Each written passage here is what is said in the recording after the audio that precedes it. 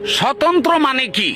অসহায় দরিদ্র খেটে খাওয়া মানুষ হয়তো বা কেউ বুঝে না।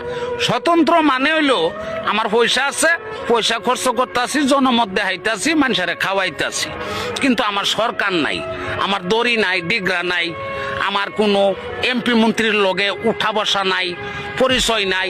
আমি কই থেকে আপনারা কি আইনা দেব? কি কসুর মাথাটা আইনা দেম আমি আপনারারে? আমি ফাঁস করাই না, আমার একটু নামের দরকার। আমি এমপি হইলে আমার একটা নাম হইব, এই পর্যন্তই। এছাড়া স্বতন্ত্র কোনো পাওয়ার নাই। আপনারা যে একটা বন্যি আইনে দিব আগার লাগিয়া, এই বন্যিটা আনবার পাইতাম না, কারণ বেটার ক্ষমতা নাই, বেটার সরকার নাই, বেটার দড়ি নাই, ডিগ্রা নাই, কথা বুঝুন, ঠাই নাই, ঠিকানা নাই, পরিচয় নাই, পত্র নাই, এমপি মন্ত্রীর সাথে উড়া বসা নাই। আপনারা করতে আইনা দিব।